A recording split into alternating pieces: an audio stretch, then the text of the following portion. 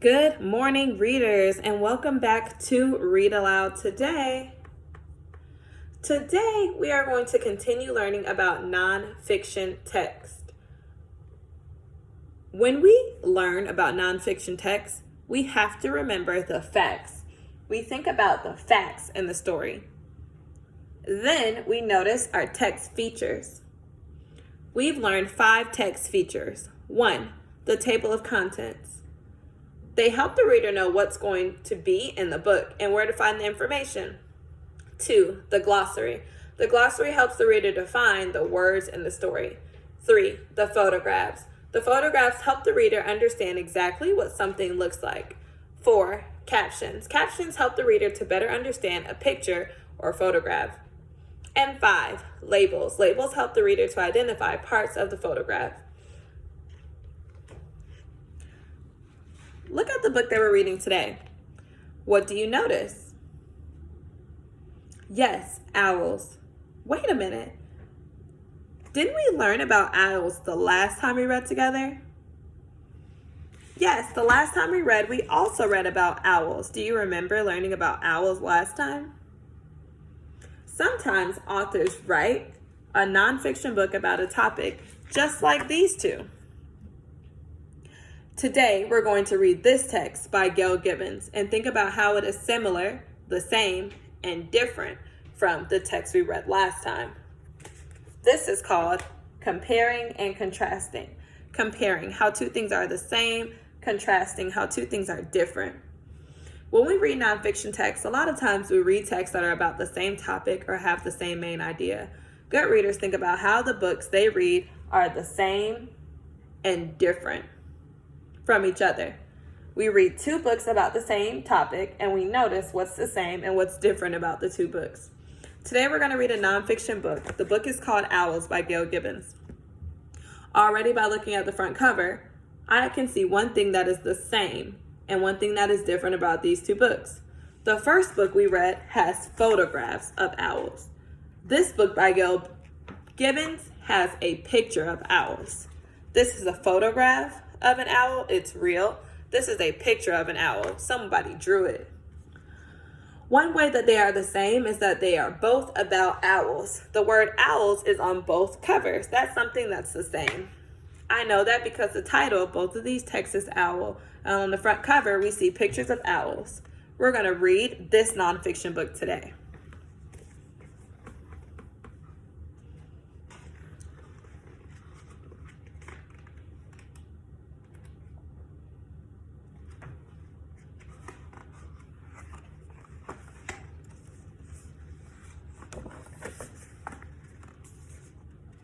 On silent wings, a bird swoops down in the moonlight. I'm already noticing something different about the 2 books. This book doesn't start with the table of contents. When we read this book, it started with a table of contents. But this book doesn't have that. That's something that's different.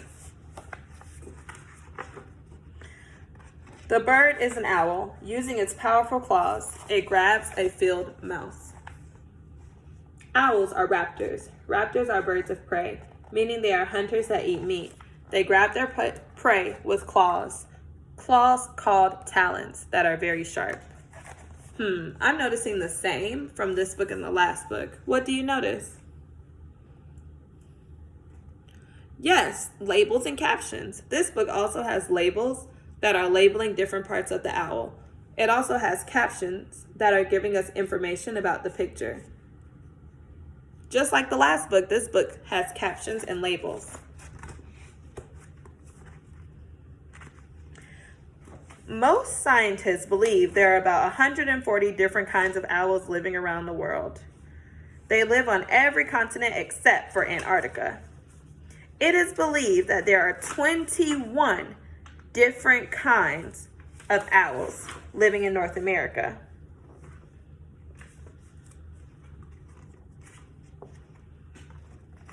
The smallest owl, the elf owl, is 5 inches from the top of its head to the tip of its tail.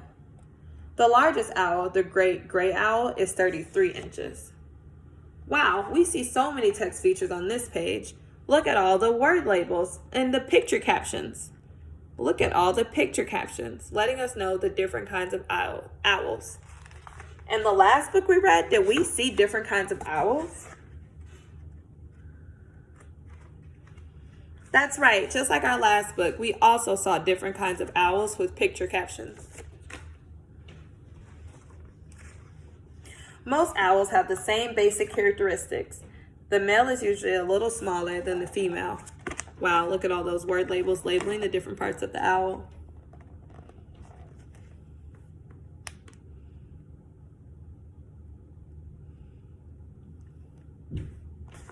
There are two different types of owls. Owls with round facial discs, they are strigidae owls.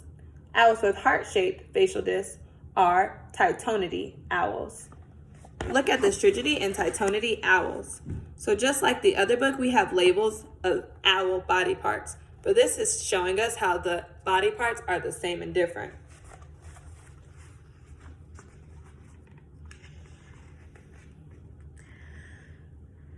The eyes of an owl cannot move in their eye sockets to watch or prey. Instead, owls have flexible necks that can twist almost completely around. I remember learning that. They can even turn their heads upside down. Do you remember learning that in our last book?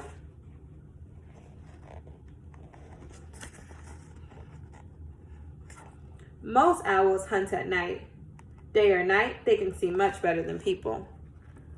Wow. This word caption is teaching us a new word. The word is nocturnal. Nocturnal. To be nocturnal means that you are an owl that can sleep at night. Owls who are nocturnal hunt at night and sleep during the day, Nocturnal means you hunt at night and you sleep during the day. So when we're asleep at night, owls are up during the daytime. Are sleeping during the daytime. When we're sleeping at night, owls are up hunting for their food. When we're awake in the daytime going to school, owls are asleep. They're nocturnal. They sleep during the day and they work at night. They sleep during the day and they work at night. This book doesn't have a glossary like our last book. They just use a caption to tell us what that word meant. Owls have very large eyes. They can change the focus of their eyes very rapidly and see great distances. At night, the pupils of their eyes get so big. This allows more light to enter into their eyes, giving them unusually good vision in the dark. Wow, we just learned from the labels on the picture that in the daytime, their pupils look small. Look at the black dots. That's their pupil. It helps them adjust to the sunlight. Then at night, their pupils get big. That helps them to see at night. Remember, owls sleep during the day and they're awake at night hunting.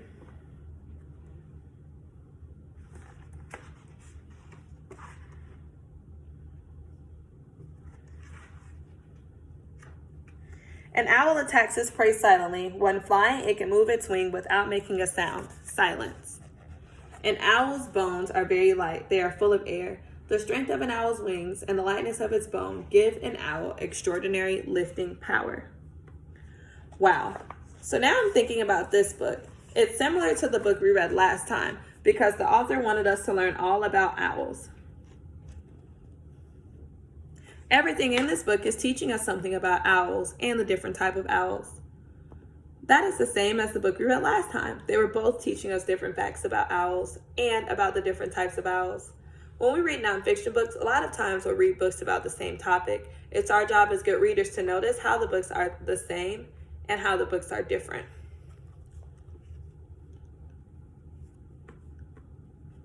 Thanks for reading.